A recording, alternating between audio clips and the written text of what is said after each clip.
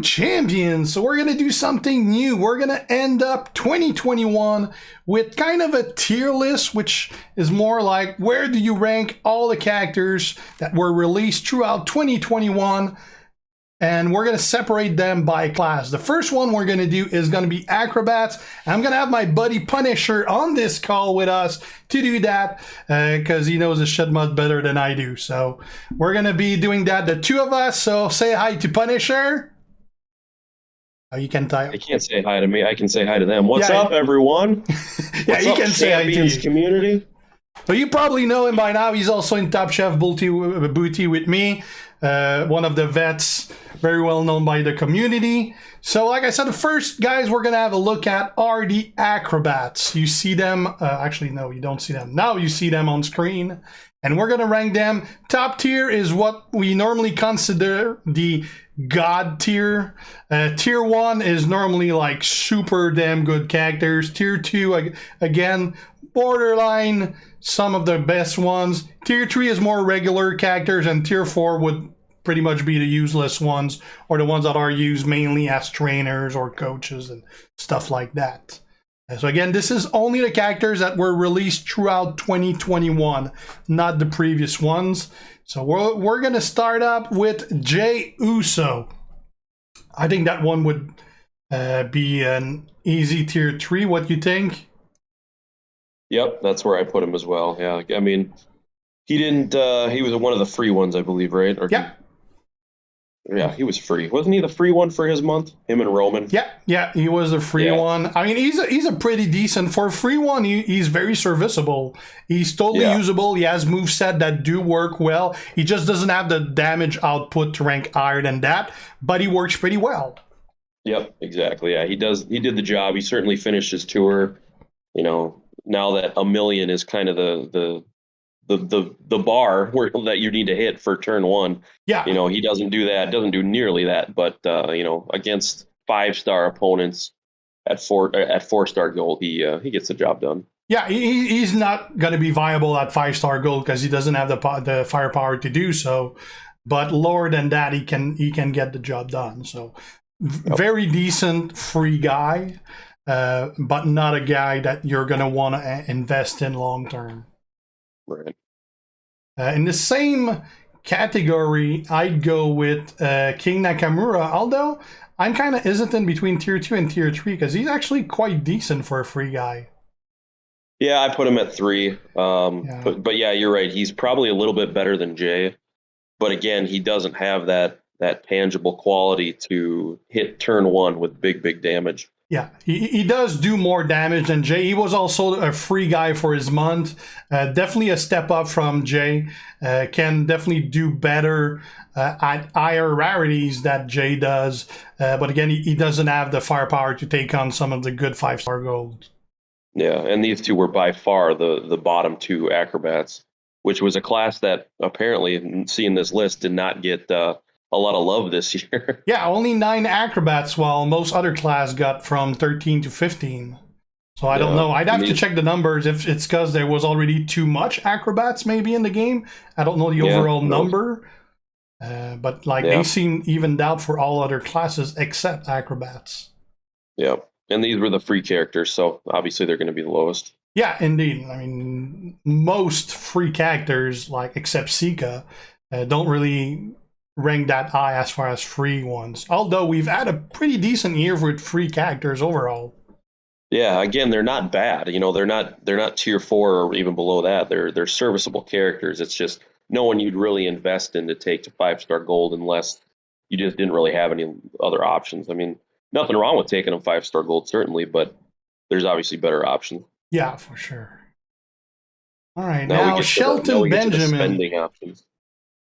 Shelton, which was a MLC chase character from early on, I'd say he's probably a good Tier 2.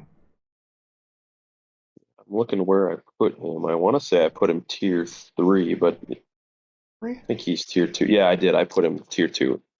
Tier 2, yeah. That's pretty much. I'd say bottom Tier 2, though. Like he's again, his main issue is that he lacks firepower. But I mean, overall, I'd say for a chase character, he's a bit of a letdown.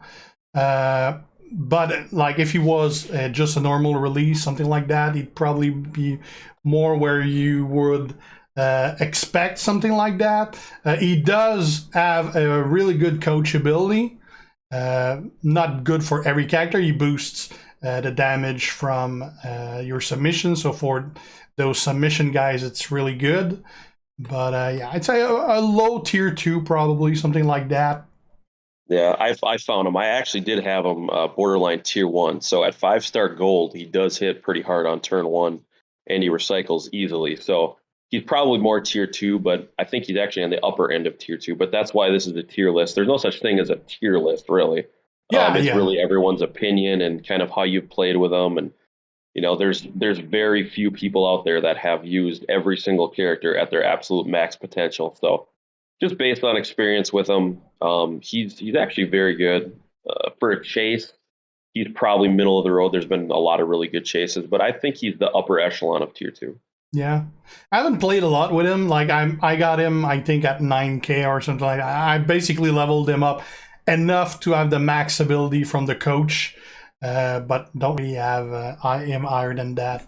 I'm actually right now like I'm ready to get an acrobat to 5-star gold. I just don't know who. I'm just not inspired that much by the acrobats, and I don't have Snoop, I don't have Austin, and I don't have Hogan, so I don't have any of the easy picks for 5-star gold.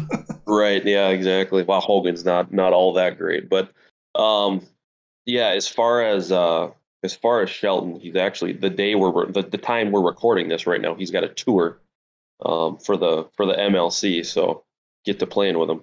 Yeah, well, I'll do that later. Yeah, I haven't logged in the game yet today. Yeah. All right, Montez. That's one that actually took a dive with the 5-star gold. He was the king of the 5-star silvers, but he didn't get much increase at 5-star gold.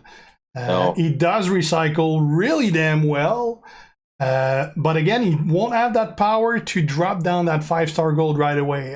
Big difference though is when there's a feud that boosts the bleed damage, and you use his bleed, then he's gonna start to fuck you up pretty good. Yeah, I still put him at tier 1. I mean, he's still pretty damn good. Yeah, definitely a tier 1, but he took a dive at 5-star gold though. He did, yeah. He was probably the best acrobat out there before 5-star gold. And obviously, I think that was even before Snoop came out. But either way, yeah, I put him at tier 1. His finisher will still hit for over 1 million, and in a lot of cases will still pin you. Yeah. And even if it doesn't, you're ready to go again turn 2.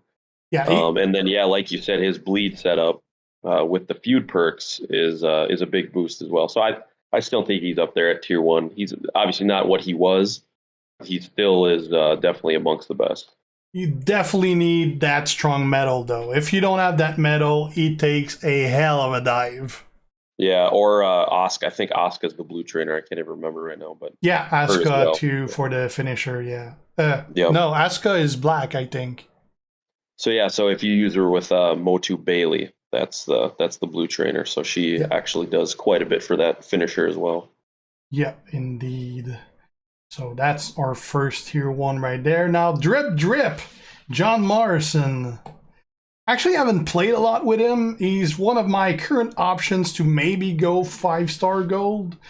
He doesn't suffer as much as HBK does from the multiply down, because his move is based on the amount he has, not on the amount they each have. So he doesn't get hurt as much as HBK does with that. But I don't know. I didn't like him that much when I did my preview about it. I haven't really played with him since. Yeah, and I'm not sure if you previewed him at 5-star gold. You probably didn't, but he gets a very nice boost at 5-star gold. I'd put him above Ford at 5-star gold. Actually, he's very fast. He recycles really well, and he hits for big damage. So that's where I put him. I don't have him at 5-star gold yet. I think I have him at 5-star silver, but I've seen plenty of gameplay and played against plenty of them. And a lot of times when I come up against the 5-star gold that I don't have 5-star gold, I kind of let them hit me to see what they can do. and I remember he packed the wallop. Yeah, I think mine is like 4-star gold right now. I haven't leveled him much, but he's probably my best option for the next Acrobat at He's pretty 5-star underrated. gold. He's pretty underrated. Yeah, good tier 1 there. Well, Snoop. But I don't that's no have Snoop, secret. but I know that he packs quite a punch. Yeah, he's definitely top tier. Yeah, that's an easy one up there. Yep. Recycles. He's turn 1. I mean, you can go turn 2, turn 3 if you want and really hit a giant finisher, but she doesn't need to. I mean, in feud, he's turn 1, does 3 million. In showdown, he's turn 1, does 1.23 million. He's all around a ridiculous character, and yeah, he's the top acrobat in my opinion. Probably rivals Macho as tops for the game. Probably is the top in the game, but yeah, there's no flaws with him at all, Yeah, except that he's not actually a wrestler. yeah, and he's not even a wrestler. That's a bit of an understatement. Yeah, Yeah, so that's an easy one for top tier for sure. Doink. Doink, I actually don't remember that much. I do have him at 5-star. I remember that he was not hitting that great though. he's great in feuds because of the sub boost. Yeah, Plus, he's a pretty fun character. Overall, I mean, I put him at tier 2. I think you can make an argument for feuds to put him at tier 1 just because he'll be turn 1 in most feuds against, I think he does like 3 million, maybe 2.8, 3 million, somewhere in there. But he's a fun character. He's an interesting character because it's Doink. It brings some nostalgia to people, and he's a mutant. yeah, the But model looks pretty damn good. I yeah, mean, yeah. he's So a he's great fun, and character, but he wasn't like a memorable character.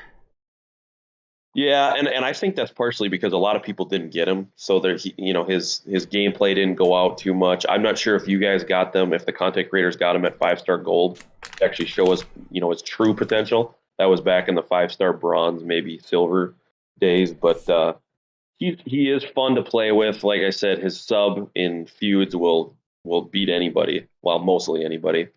So that gives him a big boost as long as they don't change the feud perks. He's a guy you can depend on. Yeah. Austin Acrobat.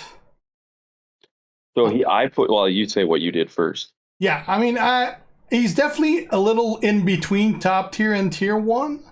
Yeah, I'd probably put him top tier, not better than Snoop, just because he packs so much of a punch. But yeah, he's definitely not necessarily a turn 1 guy, which means you can lose. yep, and that's why I put him at tier 1. Yeah. But I was very, I guess, stubborn with my top tier. I only put turn 1 absolute turn 1 killers. But he actually has the potential to be top tier because he can win on turn 1. You need a little bit of board luck. You need, the right gems to be in the right spot. I know Merrick's went hard after him, and he loves him. And I've seen plenty of gameplay on him. I don't have him personally, but I've seen plenty of gameplay. I've faced him plenty of times, and when he gets a good board, he can wreck you pretty quick. So Yeah, I don't put have him him tier either. 1. I did face him quite a few times, and they were not easy wins, although I never lost against him. But like I was not using a tier 1 guy against him. I was always Yeah, using a top tier guy against him. right. But Yeah, so that's the only reason I put him at tier 1 is because he's not 100% a turn 1 guy. Like he can't always do it. Kind of like Memrock, the same way. yeah, Different move styles, but kind of the same thing. he would be kind of in between the top tier and the tier 1 there. I'll Yep. leave him at top tier because there's more option. There's more chances that he's gonna wreck you than chances that he's gonna need a second turn. But Yeah. he could go pretty much on either of those, either top tier or tier 1 there. Yep. Now, Zombie Hogan. That one was kind of deception for Hogan's, like not as powerful as Hogan normally is, not a bad character by any means. He's a really damn strong character, but not as strong as you would expect a Hogan to be. Yeah, I got sucked in with the name on this one. I kind of decided before I even realized how good or not good he was. I was like, I'm going to get him. So I remember talking with Ed Doggy about this, and we were both going after him, and we finally got him, and we started playing with him, and it's like, he's not that good. But again, once you get him to 5-star gold, he actually does move up quite a bit. The fact that he can recycle pretty much every single turn is nice, but he just doesn't have he doesn't have a move that really puts him over the edge. You know, you can blow up the board with him sometimes, but that at 5-star silver that would have been great, but at 5-star gold it just didn't measure up. So I put him at tier 2, and he's struggling to keep there.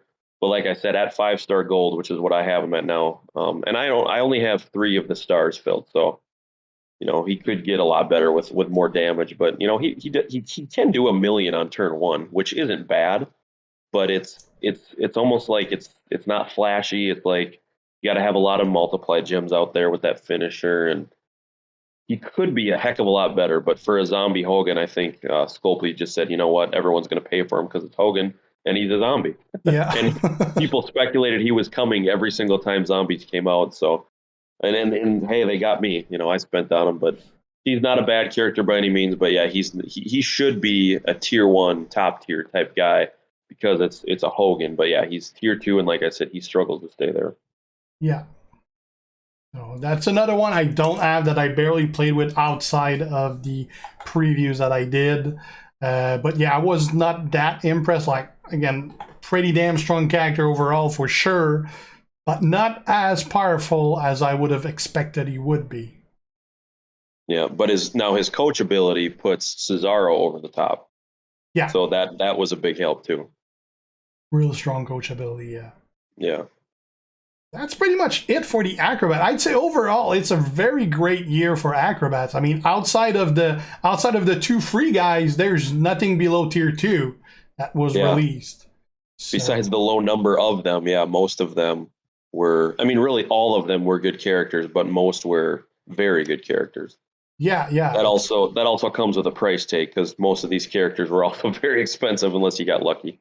Yeah, definitely not characters that were easy to get. Like I said, I'm missing 3 out of those 9. I don't have Snoop, I don't have Hogan, and I don't have Austin. So yeah, just Austin for me, and I'm pretty sure Merrick's when he got him. I don't think he spent. I know he didn't spend much, but he may have spent nothing. I think he got him with grinding. So it is good that he was attainable like that. But other than that, I mean, if you didn't get him when he released, I think he got him from a leaderboard or something like that, if I remember well. Yeah, he did. I think he worked his ass off for it. But if you didn't get him then, the chances are you're going to either have to get very, very lucky or spend quite a bit to get him. I think one of our guys in Top Shelf Booty just spent like $600 to finally pull him. which sadly ain't that much these days. Yeah. Considering, like Big E, the current Big E costed what, $700 to guarantee him, and that's way too much for a mediocre character. Yeah. But yeah, nonetheless, a good year for Acrobats overall, besides the sheer number of them. Yeah.